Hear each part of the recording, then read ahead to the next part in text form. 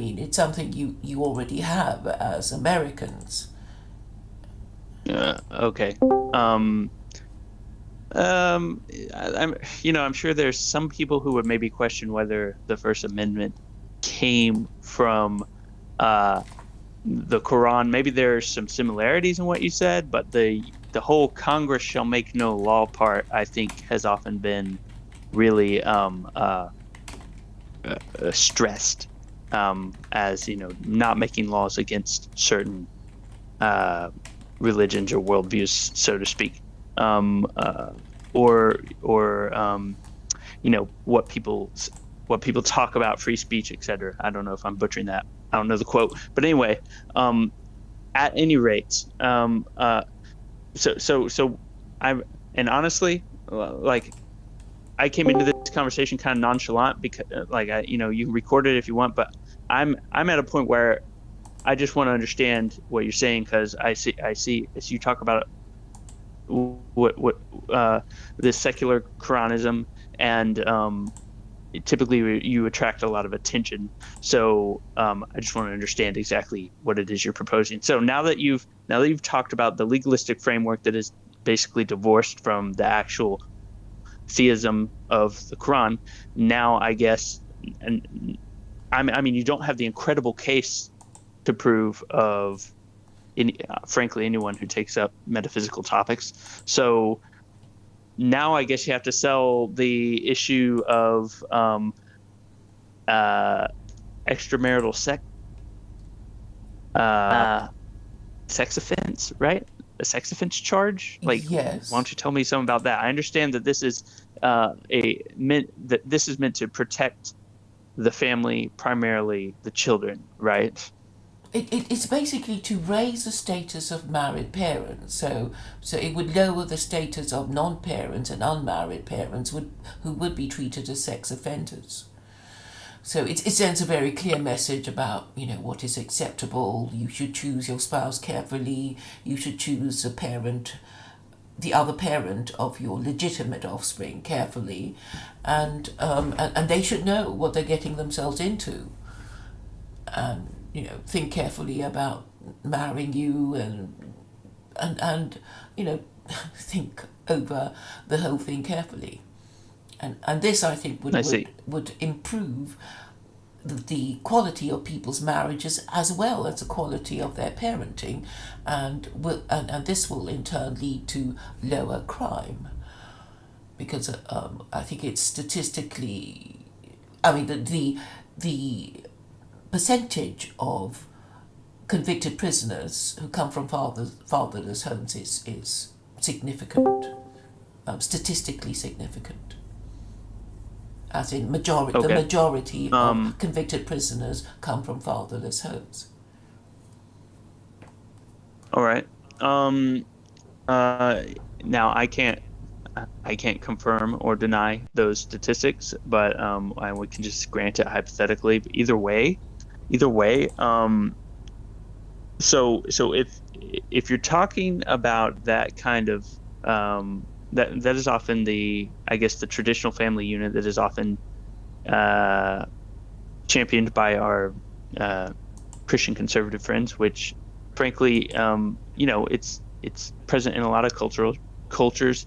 However, I question the efficiency of actually trying to regulate that and keep it in place through legalistic means. It would be nice if parents stayed together and raised their kids, but the law is such a blunt and nearsighted thing, and intimacy and marriage and relationships are so incredibly complicated. People don't even really understand them themselves, and such that they have to like speak about it in basically metaphorical symbolism.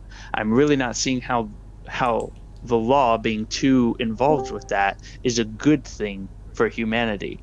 I understand that families staying together is is a good thing for some people, although as I pointed out earlier in the chat, I think there are some scenarios where it's best for not only the woman but also for the kids, for the dad to not be around. in certain cases where the man might be abusive, etc. And so I'm really, although ideally we would like kids to be raised by both of their parents, I'm really not seeing how the law can do more good than harm in regulating that. Well, I mean, what the law can do is be this carrot or stick to encourage or discourage us from doing certain things. And the law could easily say, well, if you've had a failed marriage, well, people are going to think about you in a certain way. And so better not have a failed marriage and try to make the best of things, and don't say, it didn't work out, I needed space to grow, we grew apart and now we are apart, and some half-baked casual comment about that. It seems that people should take, well, I think, not it seems, but I think people should take their marriage vows more seriously, rather than treat it as a kind of serial dating and serial cohabitation, and then just say, oh, it just didn't work out, I felt I had to move on. And of course, the more people who do it, the more normalized it becomes, and then the more people will do it because they think it's socially acceptable, because most of their friends are divorced, most of their family are divorced. So I am using, I will be using the S word, which is stigmatization of those who have failed marriages. I mean that's the only message that I'm afraid most people understand. If Okay. they see some disbenefit to being divorced, then they might stop doing it. All right. So then, okay. So I think I understand at least where you're coming from. I mean, I'm not necessarily sold on it, but we can at least flesh the idea out. And at this point, now I'm wondering if this is primarily a legal system, what really grounds it to the Quran? Why are you still calling this Quranism? This sounds like it might be highly distilled, such that it's maybe not recognizable to, I don't know, maybe what a practicing Muslim might consider the essence of the Quran. Well, Although I can't speak for them, mhm. but so you see what my question is, why does this political theory need the title of the Quran attached to it? Because it is divine law. The Quran actually has a full chapter devoted to divorce. So with that, that people, married people, have the right to divorce each other. Well, there's no such thing in the Bible, and so it's not clear. And I think a lot of people suffered from thinking, are we even supposed to get a divorce or not? And then I guess people just said, well, it says it doesn't say anything about a divorce, so we can divorce each other, happily, because it's okay now. They decided, but actually, because it's mentioned in the Quran, and it says you can divorce, on these conditions, and you have to do all kind, so at least it's regulated. It's allowed but regulated. And also, Muslims are known for treating marriage as a contract. So before they marry, they would have to agree a marriage contract, and this implicitly this means that divorce would be breach of contract, and this would implicitly abolish no-fault divorce, which is the thing that makes Okay. it easy for people to walk away from marriages, because that there's no fault implied. Your marriage didn't work out, you walk away. Nobody says you're to blame for anything, even though you were. Uh, all right. Okay. So another thing that sticks out to me is, I'm trying to actually get a good idea of what this theory is of yours, and so far it looks pretty secular, except when you use words like divine law. Why does it need to be divine law if we're not grounding it in theism? Well, the law already has a certain authority over us, so whether we agree with a law or not, if we break it, we're going to get punished. So the law is something that is above ordinary, that is above human beings, because it's supposed to kick in when we break it, and therefore laws that have the addition of divine authority behind it will even be even more powerful in getting people to obey, and giving it the Okay. authority that is needed for it to be obeyed.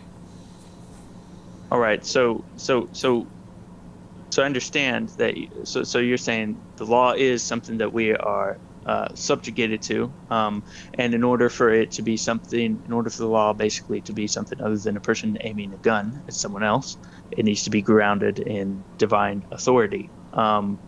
And I'm still not seeing, since you have not necessarily since this is secular Quranism, and it is not grounded in theism. How do we establish this divine authority that you were talking about? Well, it's implicit in the sense that I do say it's from the Quran, but I'm also saying that you don't have to be Muslim to apply it. In fact, secular Quranism is for non-Muslims. It is for the non-Muslim West, the majority non-Muslim West, to use. So it's legal system like EU law. I know you probably don't know about EU law, but it's also a legal system that countries who are member states of the European Union have to understand, because it applies to them as countries, because there will be EU directives saying, issued to all these member states saying you have to do, this and that, and you would have to activate it as legislation in your own country, in your own way, using your own legal system, but you have to do this thing. And it's called a legal system.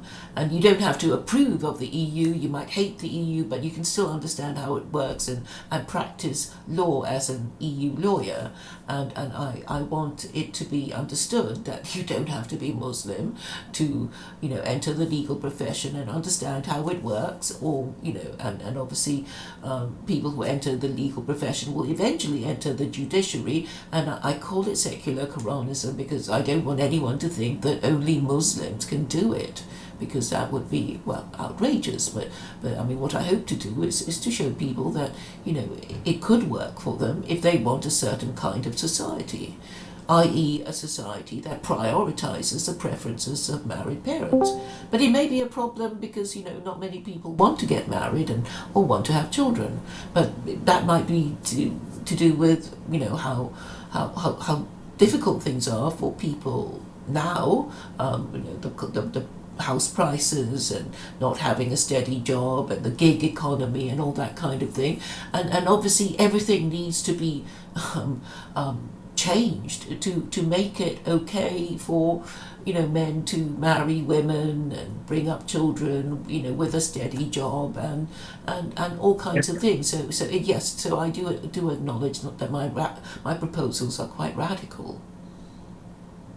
Yeah. So okay. So and by the way, I'm still sort of in the process of clarification here, where I'm trying to get an accurate understanding of everything that you're proposing. And so to me, thus far, certain aspects of it look purely like what you say, a legal system, which would just be mainly a political theory that implements certain laws such that it would preserve a certain style of family, and that would be secular, except that the thing that sticks out to me is the divine law aspect. To me, that's an appendage that maybe affects the purity of how secular it is. Because if it were truly a secular legal system, then it would simply be a political theory that people could be like, hey, that's my cup of tea, or that's not my cup of tea. But once you try to ground things in divine authority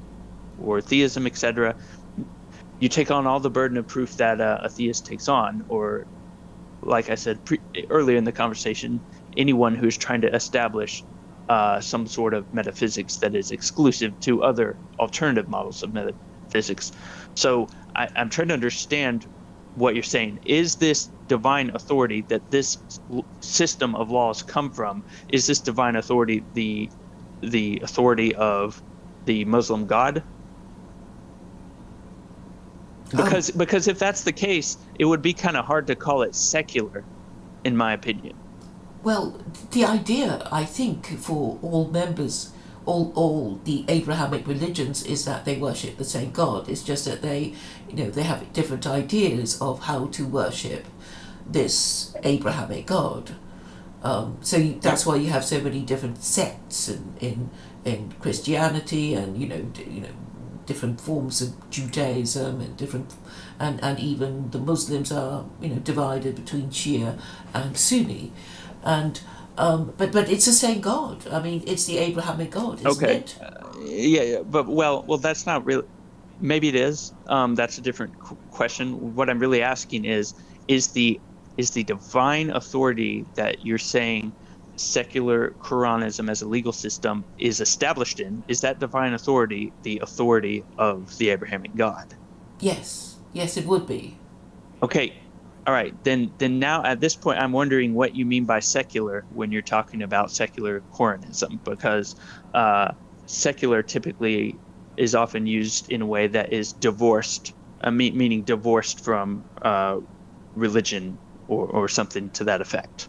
Yes, I understand why you would ask that question, because it's a frequently recurring question about it, secular Quranism being an oxymoron, and I'm basically saying it's so emphatic on your right to have freedom of belief that it actually says it doesn't care if you are atheist or polytheist or agnostic or Muslim or not Muslim.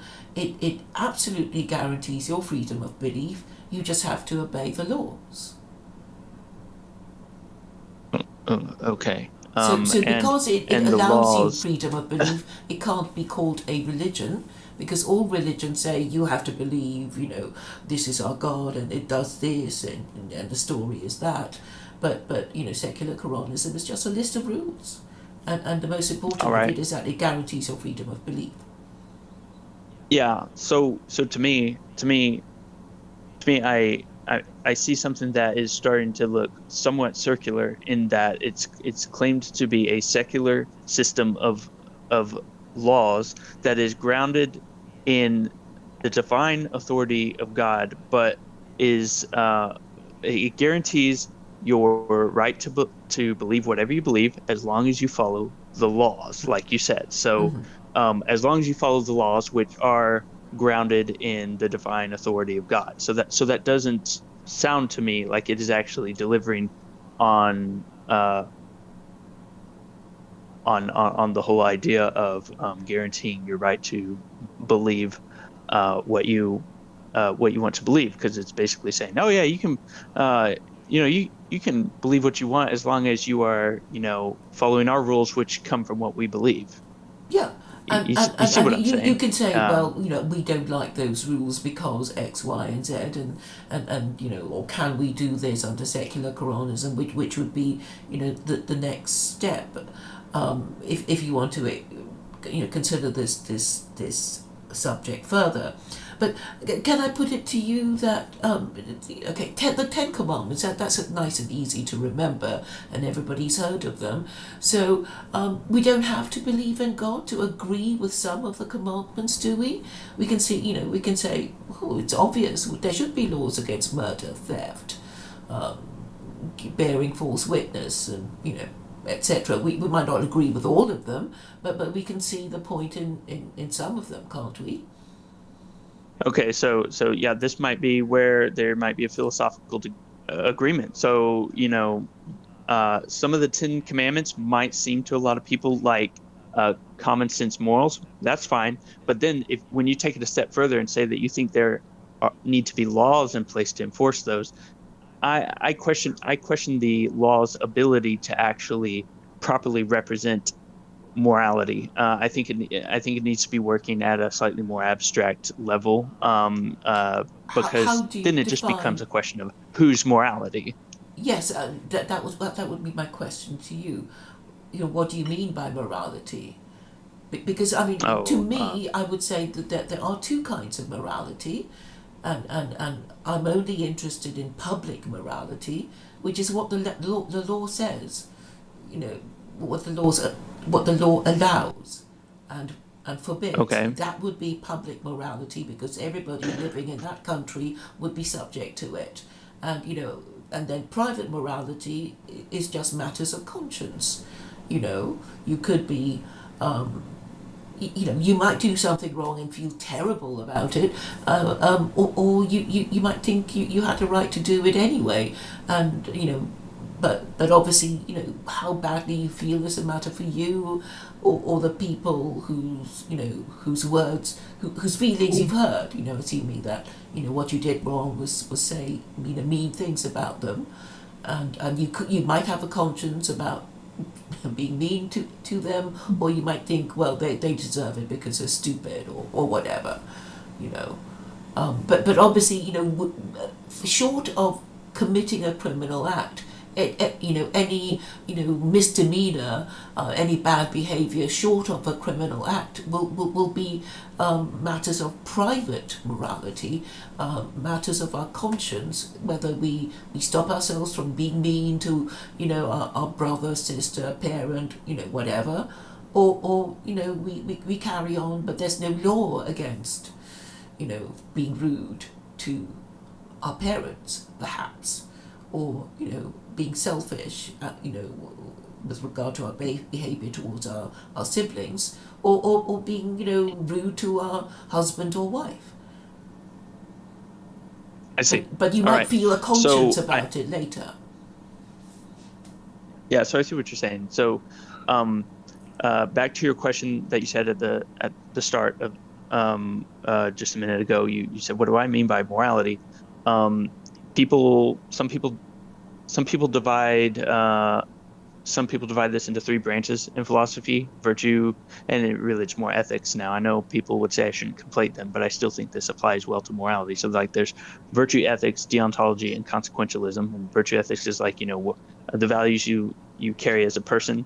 Deontology is the moral examination of specific actions, whether specific actions are inherently moral or immoral. And then consequentialism is placing emphasis on consequences being moral or immoral. And the obvious issue with these three is that they can be at conflict with each other. If you expect to have them maybe try to adhere to all of them, then you'll spend a lot of time waiting for the stars to align.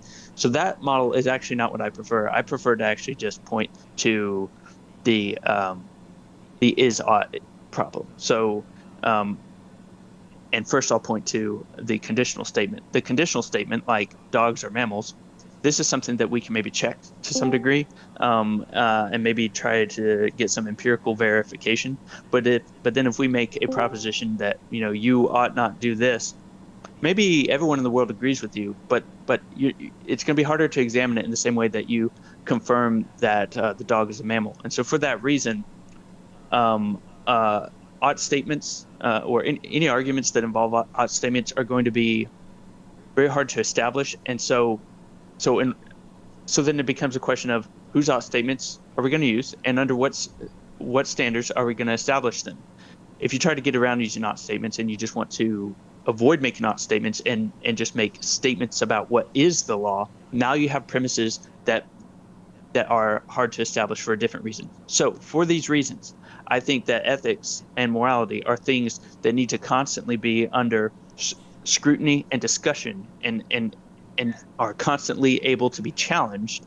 And what's more is to place heavy restrictions on intimacy, marriage, sexuality, things like that. Those are some of the most complicated issues that humans deal with, and such that humans are constantly baffled by those issues over and over again. And I think it's hard to place any restrictions on those, even if your intention is to help people, without hurting someone else. And so what I see this whole framework being is, at the end of the day, like you said, a legal system, and maybe it would appeal to some. And if that's all it was, then okay, great. There are lots of people who want to to change the law, and they want to vote, and they want to write this into law. But then, to me, the issue comes when we actually say, oh yeah, and these laws are divinely inspired by God, and this is why you can believe whatever you want as long as you're cool with God's law. To me, this is where it's hard to call it secular, and frankly, it's hard for me to recognize that as being humane either. So yeah, I'll let you respond. So and then the other thing is the almost impossible burden of proof to meet regarding trying to establish laws that would be derived from a theistic entity that is, we're in the T-Jump channel. I mean, I can I can tell you a bunch of stuff that he's already said. I mean, it's very hard to actually establish the existence of a God. So, and I believe you said that you're agnostic, and so yes. If you don't know that God exists, I'm not seeing how the divinely inspired laws follow from something that you're not sure exists. Haven't you heard Voltaire say? I'll let you respond now. Voltaire said that if God didn't exist, it would be necessary to invent him. And even atheists say that God is a form of mind control. So, yes, I would admit that God is a form of mind control. All right. So if you're at least going to call it what it is, that's a different thing altogether. See, my problem with a lot of especially Christian presuppositionalists or Christian apologists is they're lying to themselves and everybody else about what they know. How do they lie to themselves? Well, I'm sorry, I didn't see the clip. Please explain to me. That they'll say that they have some definitive proof for the existence of God, etc. But I don't want to get too into that. You're at least just saying that it is a mind control device, basically, or an idea. Yeah. Okay. God is putting a policeman in our heads. So we self-police ourselves. Or you're saying that God is the policeman in our heads, right? Yes. He is the made-up fiction that we use to govern ourselves? Yes. Basically? Yes. Yes, because I see. if we believe we allow this policeman in our head, right? And then we have to go through the whole thing of talking to him and bargaining with him and asking him for stuff and thanking him for stuff and, that kind of thing. Yeah. Okay. So you've escaped the issue of having to prove the existence of God, since you're at least saying that you're dealing with some kind of archetype of control and governance. Now we have the other issue of. I just want to say very quickly, it's like if you want certainty, then the concept of God definitely exists, and even atheists have to acknowledge that they are kicking against, or fighting against, they're arguing against the idea of God, which means that the idea of God definitely exists. And that is enough to be getting on with, because there's so many people who want to believe in it. Okay, all right. So okay. So you wouldn't waste your time trying to prove the existence of a God, because you handle it differently. You realize that it is or at least for you, it is a useful fiction from which you use to derive a set of laws that you say would be best fitting for humanity. Now, the next problem is, since you are dealing with an entity or a God that you are acknowledging as a fiction, what is your objection to other such alternative useful fictions that could be used to derive other laws that might be contrary to secular Quranism? I can't say as an agnostic that God is fictitious. I have to acknowledge at every stage that he might exist, but then he might not. And I think even this 50-50 position is enough, because people want to believe, when they're frightened, and they want, people to obey the laws. I'm sorry, I forgot your question. Please, could you repeat it? Okay, so let's see. Okay, so let's see, where was I? Um, okay, so if you are saying that, okay, I understand that you don't know that God exists and that you don't consider it necessary, but you say the idea of God is useful towards implementing this legal system. And so what I'm saying is, if you are working with if what you are engaging with is the idea of God, um, how do you differentiate your system from other systems that are formed on other ideas that generate other legal systems that may be contrary to the values of the one that you're proposing? What do you mean, other competing um, belief systems, other religions? Is that what you're saying? Yeah, correct. Such as communism? Would you say communism is a belief system? Um, I don't know. I mean, that might actually be a secular legal system, but that's I would not. say communism is a belief I'd say system. really any. Okay. All right. So let me frame this in a certain way. Okay. So remember what I said about, I point out the difference between a conditional statement and an ought statement. And so let's say that, loosely speaking, your secular Quranism would propose at least this idea of a God that is useful as something that at least exists. And It's then you optional. would It would be you optional would under the then system. introduce these. Okay. And then you would generate these ought statements, and the ought statements are things that are often controversial, and so it's kind of hard to establish them through empirical means. They can just be proposed through rational means as axioms, but then they can just be rejected. So the ought statement is really something you have to just sell to people through pure persuasion. And so I'm wondering, um, how do you sell the ought statements that these laws are based on? Oh, you mean To how people who would? maybe have other options, to people who don't want. Yeah. Oh, So, okay, so sorry, what's your question? I'm saying that we have a moral imperative to behave as if we believed in God, even though we might individually doubt his existence. That would be my position. Oh, okay. All right. All right. So you are not persuaded of the existence of God, but you do think that objectively there's a moral imperative to behave as if we do believe in the existence of God. Okay.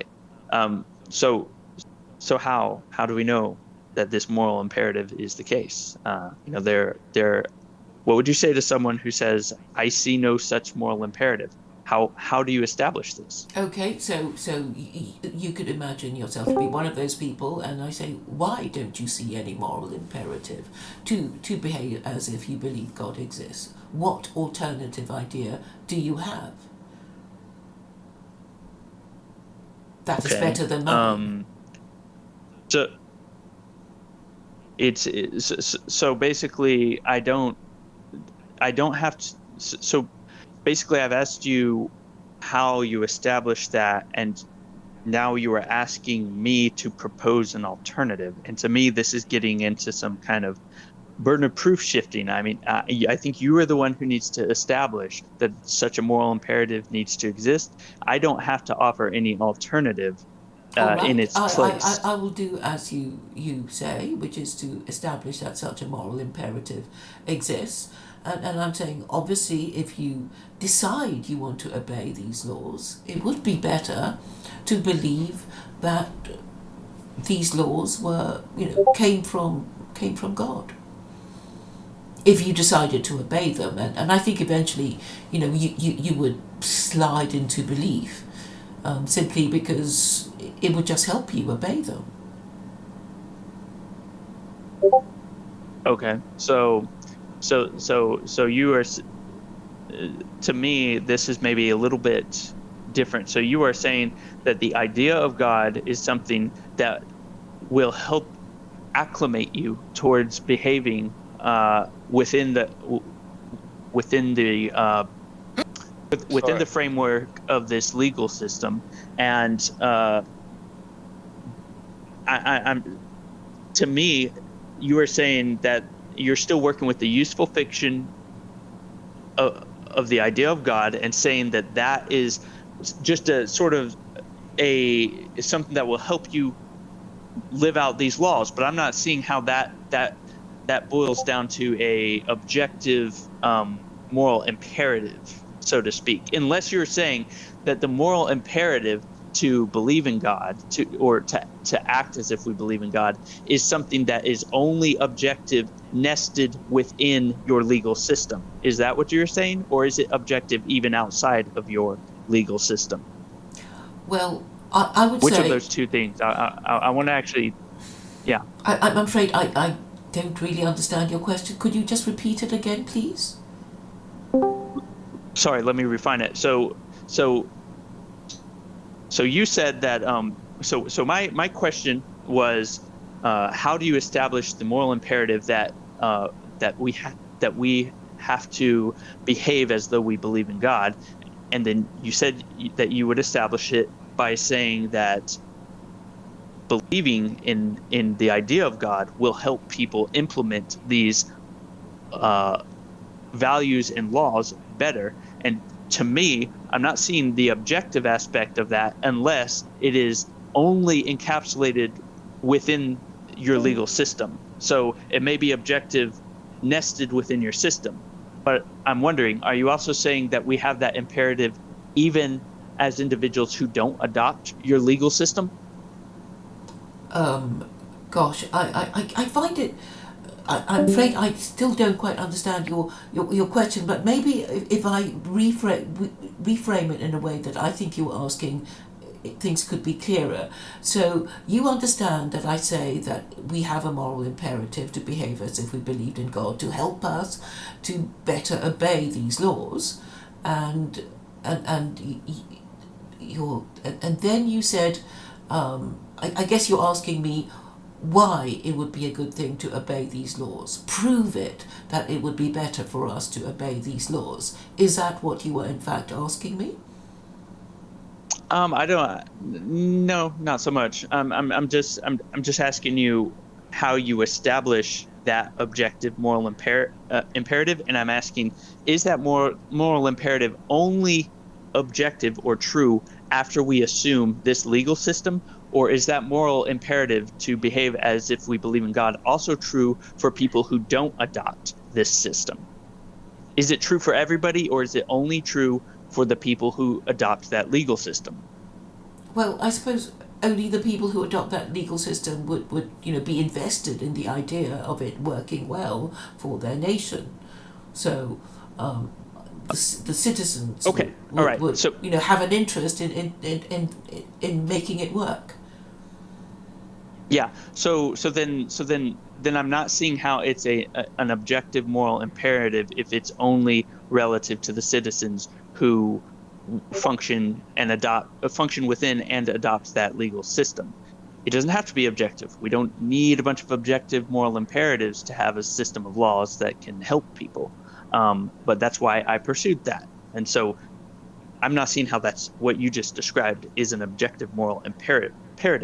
And then I am not seeing how the laws of secular Quranism are derived from divine law if there is just a concept of God that people are following, unless you are saying that divine authority can come from a concept. So I'm just trying to, if God really is just a concept in this system, then I think maybe we could still maybe call it secular, possibly. I'm just trying to, yeah. Okay, I find maybe it will help clarification you useful. if I talk about the hypothetical supreme authority.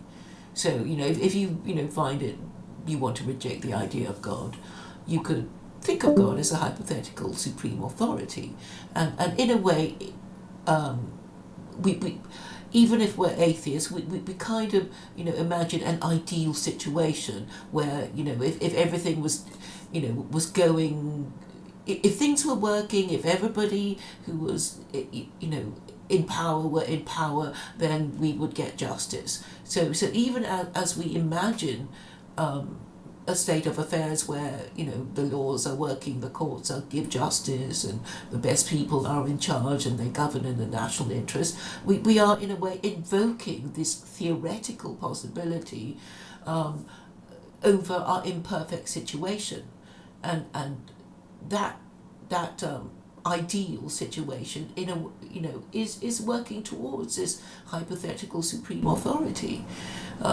It's the same idea about let's say in your country all the courts are rigged, they will never give you justice, but you try, you still try, you appeal to all the courts you have to appeal to, and you get to the Supreme Court of the United States and they still don't give you justice, and there you are, an angry, disappointed litigant, but you would still say to yourself, whether or not you believed in God, that in a perfect world I would have got my justice by now, but because the system is rigged and the courts never give justice, I'm faced with this terrible situation of never getting justice, but in a better world where things were working, I would get justice. And this is, really, in a way, appealing to the hypothetical supreme authority, and which is the Abrahamic God, who is, in theory, capable of giving perfect justice, either in this life or the next. So. Okay, all right. So I understand. I understand what you're saying. So you're saying. And there's still a couple things, you've answered some questions, and now I have others. So basically, you have pointed out that let me make sure I word this properly. That the systems we have in place, since they don't even pursue a supreme authority, as you call it, that there are people who will fall through the cracks, And you were saying that the Abrahamic God is the answer. It is, at least hypothetically, that supreme authority.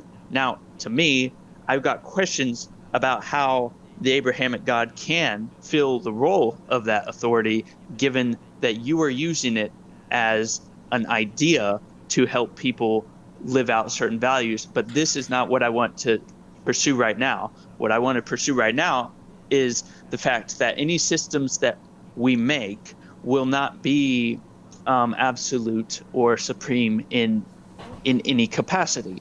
We can make up different kinds of math. This is something I bring up a lot. Like geometric points and straight lines are imaginary things. They help us do geometry. Same thing with logic and truth and falsehood. All those things are useful fictions. And we can build many different systems, and they can help us solve many different problems, but there's not one system that will solve all of our problems. And for us to think that there would be us taking up a pursuit that in many ways has actually been proven to be impossible. So I think a system that exhaustively so what does this translate into with legal matters? I think a legal system that thinks that it can reach the ultimate authority by which to derive laws is like a system of logic, or a logician who is trying to find the one true absolute model of truth value, or some mathematician who wants to come up with the one true system of numbers to the exclusion of any of the others. So basically that's my skepticism here of what you're trying to achieve. Do you understand what I'm saying? I'm afraid I don't. Okay, so you're saying that there's this idea of God, and the Abrahamic God at that you can use as the authority by which you will generate rules that will make it to where that person in the hypothetical you gave about the Supreme Court who didn't get justice, that will solve those problems, and that person would get justice, and that people wouldn't fall through the cracks.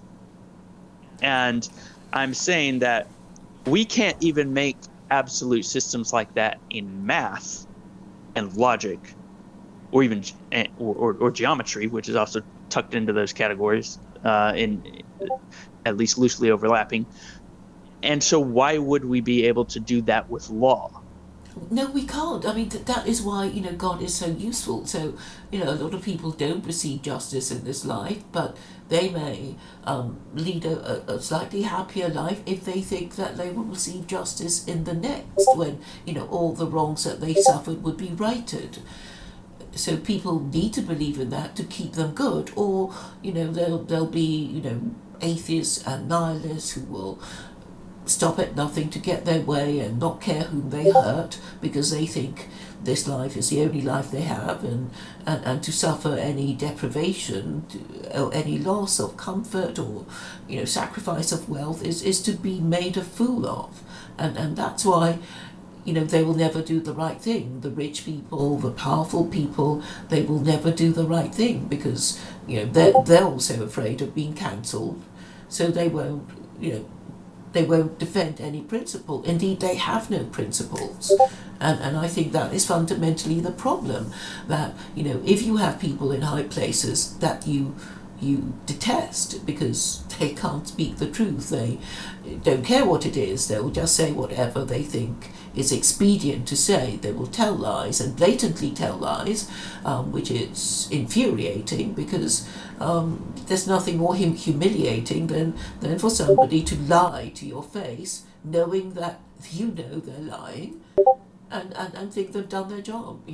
They said their lie, you're expected to believe it, and if you don't like it, you'll just have to suck up some more of that next time, if you dare ask the question again.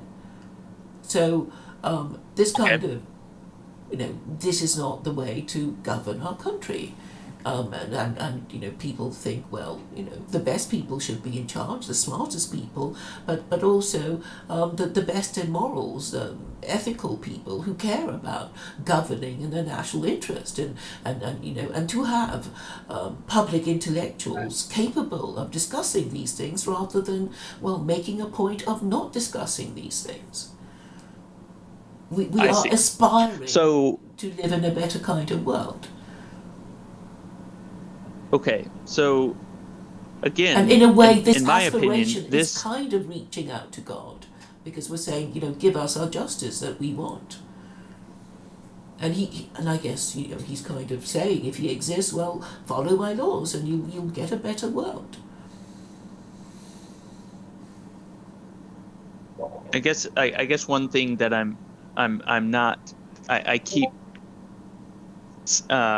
being unsure of is how you cast God in this whole thing, because sometimes you talk about the idea of God, but then you are talking about, like, what you just said sounds like maybe a little bit more belief in God than what maybe you were talking about earlier. I'm not necessarily saying it's inconsistent. I'm just saying I don't understand it. So you said you were an agnostic, and you said that, and to me, by working with the concept of God, even the Abrahamic God, and as long as, since you're just calling it a concept that helps people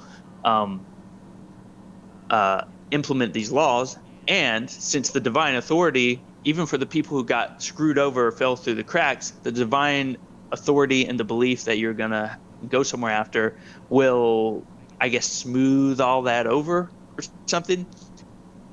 And as long as this is all grounded in an idea that we're not sure of is the case, you don't take on the huge burden that the theist takes on. And but then the other thing is, you're saying this is a legal system, and this is starting to look a lot more than legal. This is starting to look cultural as well. The idea that people need to believe this God to properly follow these laws.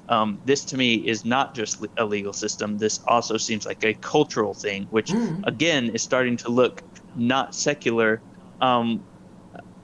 as what we would typically call it. And the other thing is, it will change the culture. Of course it will. I mean, I would be lying if I said, nothing much will change, because culture is a product of the law and whatever people do within the law. So Yeah. Well, the it, other it thing will change is the culture. the other thing. Any change of law will change the culture, including my Yeah, proposals, of course. but the thing about I think so. So I understand that that is how it works. You use the idea to make a culture and a legal system that you think works for people. There are some people, and people like me, some people like me, who we don't like having to put effort into trying to believe things. I like to try to look at things as they appear before me and assess them, and I consider it to be generating inner conflict that I consider unsavory if I try to believe something.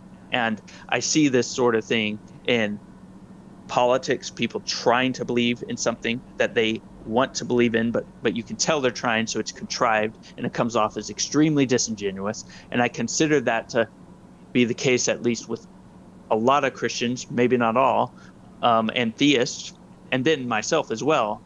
Growing up, I had to try to believe in God, and I would rather, there are plenty of other things that I don't have to try to believe in, and those are the things that I can at least use.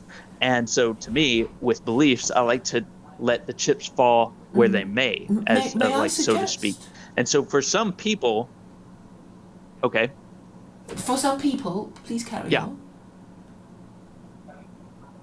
Oh, For, okay. And so let's see. Where was I going? Sorry, you've forgot what I forgotten. was going to Okay, say. I'm sorry I You can go on. interrupted you, but I was going to say, I was going to suggest that a way of believing, if that's what you want to do, would be this. You already know that the concept of God already exists. And even atheists who deny the existence of God have to acknowledge the concept of God. And then all you have to do is think, well, that definitely exists. I don't have to, struggle to make myself believe that the concept of God exists, because it already exists, and even atheists have to acknowledge it, even as they kick against the idea of the existence of God. So there you have it. It definitely exists. The concept of God definitely exists. And Okay. and, Um, and then if you want to believe further, you can think, well, there is a possibility that the God that in theory exists, in practice exists. There is a possibility, yeah. and if he might help me and protect me, there is a possibility. And that's it. Okay. That's all you have to do. I mean, you don't have to, believe in any absurdities. You just have to entertain the possibility that God All exists right. and might wish to help you if you've been good. There you go. Okay. So, I what do we do with all the alternative concepts, like the concept that we can also say exists of not God? Um, we can entertain that, and then I guess we can turn around and maybe try to use it towards similar or even alternative purposes, to generate legal systems. Or we could choose to leave those concepts out and just have our legal systems